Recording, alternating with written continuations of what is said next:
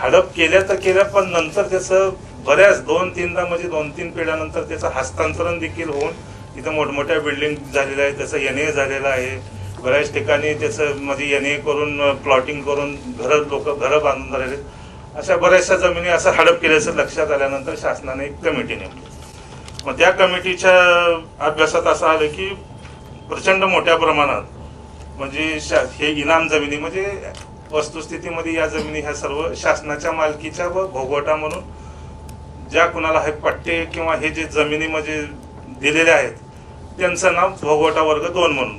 तर अशा ह्या संदर्भामध्ये मग ज्यावेळेस 30 जुलै 2010ला एक कमिटी स्थापन झाली.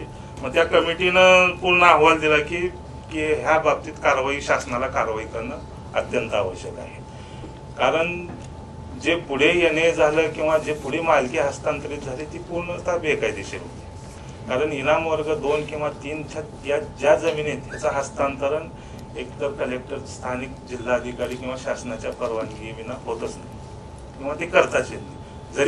जरी असं हस्तांतरण झालं तर ते पूर्णतः महसूल कायद्यान्वये ते तर बेकायदेशीरच ठरलेलं आहे. परत या हस्तांतरणाला जे काही लीगल म्हणजे जे काही लीगल सपोर्ट असतोय तो शासनानं ह्या GR द्वारे काढून घेतला. तर हे पहिला GR जो झाला तो 30 जुलै 2010ला झाला. त्याचा GRचं टायटलच म्हणजे हेडिंग असं आहे, राज्यातील देवस्थानच्या जमिनीची तपासणी तसेच या जमिनी बेकायदेशीर हस्तांतरित झाल्या असल्यास पूर्ववत देवस्थानाच्या नावे करण्याबाबत. हा म्हणजे हे GRचं टायटल आहे.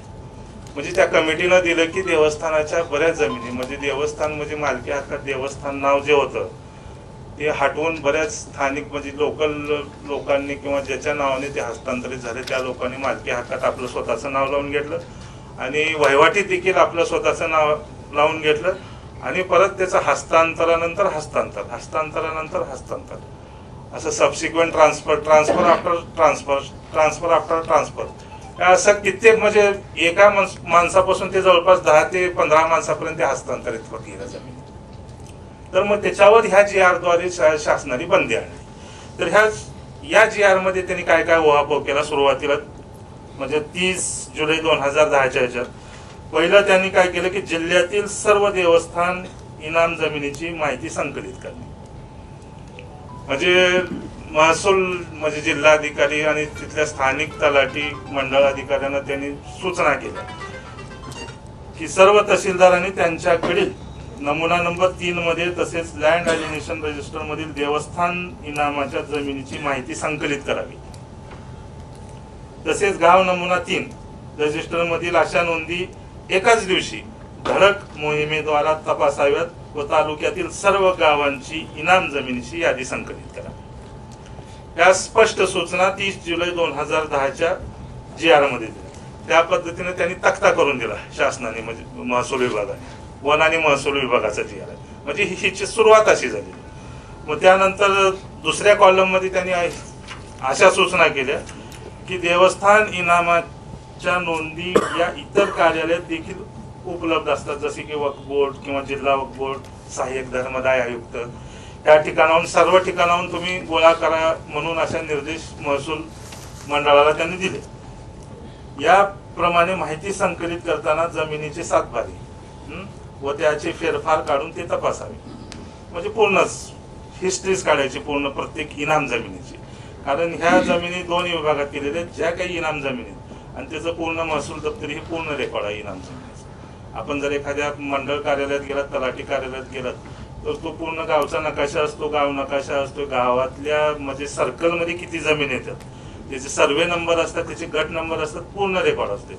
जर आपण त्याच्याकडे माहिती मागितली की आमच्या गावातील किंवा ह्या शिवा अंतर्गत गाव शिवा अंतर्गत किती इनाम जमिनी येतात त्याची माहिती मागितली तर तो आपल्याला त्वरित उपलब्ध करून देऊ शकतो. आणि त्याच्यावर बंधन माहितीच्या अधिकारी खाली मागू शकतात. जर तुम्हाला नॉलेज या बाबतीत ज्ञान पाहिजे असेल किंवा खरंच आपल्या जमिनी काही पूर्वजाकडे होत्या, काही जर समजा असंच लांबविलेल्या असतील तर तुम्ही तुमच्या तालुक्याच्या ठिकाणी किंवा गावातल्या तलाठी कार्यालयातून ही माहिती संकलित करू शकता. कारण ह्या इनाम जमिनी ह्या प्रत्येक तालुक्यात प्रत्येक गावात ह्या आहेतच. पण हे काय आपल्याला ज्ञानाअभावी किंवा आपल्याला माहिती अभावी हे असंच राहून जाते आणि ह्या अशाच जमिनी ह्या दुसऱ्याच्या म्हणजे हे ताब्यात किंवा उपभोगात येऊ शकतात। तर पहिली जी आपल्याला गोष्ट करायची ती त्या संबंधित तलाठी कार्यालयातून किंवा त्या संबंधित महसुलातून ही माहिती गोळा करायची की आपल्या गावात सर्वे नंबर किती आहेत आणि ह्याच्यात इनाम जमिनी भोगवटा इनाम जमिनी किती आहेत आणि वर्ग 1च्या किती आहेत ही माहिती तुम्हाला कागदोपत्री मिळू शकते। ही पहिली स्टेप झाली। आता त्यानंतर दुसऱ्या GR मध्ये त्यांनी संबंधित जमिनीचे सध्याचे मालकी हक्क म्हणजे चालू त्यानुसार 2010 नुसार फेरफार प्रत्यक्ष परिस्थितीप्रमाणे तपासणे व तसेच फेरफार आदेशाची कायदेशीर वैधता तपासणे। त्यांनी सांगितलं की तुम्ही स्वतः जा म्हणजे त्या मंडळ अधिकाऱ्याला तलाट्यांना आणि महसूल तहसीलदारांना आणि जिल्हाधिकाऱ्यांना की तुम्ही तपासा पूर्ण रेकॉर्ड आणि त्यामध्ये मालकी हक्क कुणाचे मालकी हक्कात कुणाचं नाव आहे या जमिनीचा इनाम जमिनीच्या बाबतीत चालू आहे बरं सगळं इनाम जमिनीच्या बाबतीत कुणाचा मालकी हक्क आहे त्याचे फेरफार किती वेळ झाले पूर्वी कितीदा फेरफार झाले त्या जमिनीच्या संदर्भात आणि त्या फेरफार आदेशाची वैधता की बाबा ती फेरफार खरंच एखाद्या कायदेशीर दस्ताच्या आधारे झालेत की परस्पर त्या तलाट्याला किंवा त्या मंडळ अधिकाऱ्याला हातमिळवणी करून झालेले आहेत याची देखील तुम्ही कायदेशीर वैधता तपासून ह्याची माहिती गोळा संकलित करण्याचे निर्देश ह्या 30 जुलै 2010च्या आदेशात दिले। 3 नंबरचा हा प्यारा जो आहे या GR मधला तो अतिशय महत्वपूर्ण प्यारा 2010चा सर्व जमिनीची प्रत्यक्षात पाहणी करणे हे आदेश दिले। इनाम जमिनीची यादी तयार झाल्यानंतर वरील प्रक्रिया करीत असताना सर्व जमिनींना संबंधित मंडळ अधिकारी आणि तलाठी स्वतः भेटी देतील आणि ज्या अटी व शर्ती इनाम जमिनी बहाल केल्या आहेत त्या अटी व शर्तींची पूर्तता झाली आहे काय सदर जमिनी इतरांच्या ताब्यात अनधिकृतपणे गेल्या आहेत काय हे प्रश्नावली स्वतःला विचारायची हे तपासते वेळेस म्हणजे त्या मंडळ अधिकाऱ्यांना तलाठी त्यावर अतिक्रमणे झाली आहेत काय या सर्व बाबी तपासाव्यात व आढळून आलेल्या परिस्थितीनुसार उचित कारवाई करावी जसे की अतिक्रमण काढून टाकणे शर्तभंग झाला असल्यास जमीन सरकार जमा करणे इत्यादी।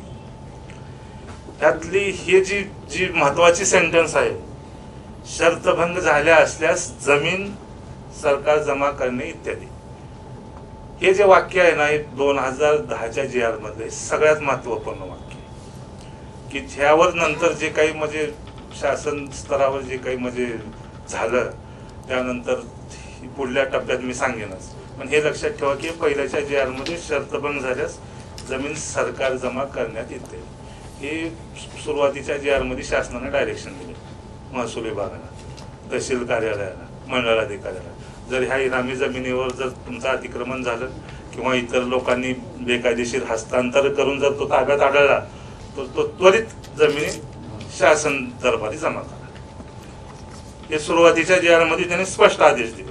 मग त्यानंतर ह्या अंमलबजावणीसाठी त्यांनी आणि दुसऱ्या याच्यात हे असं म्हटलंय की 31 सप्टेंबर 2010 पर्यंत ही कारवाई पूर्ण करावी पूर्ण अहवाल जे आहे तो शासनाला पुढील आदेशासाठी दाखल करा।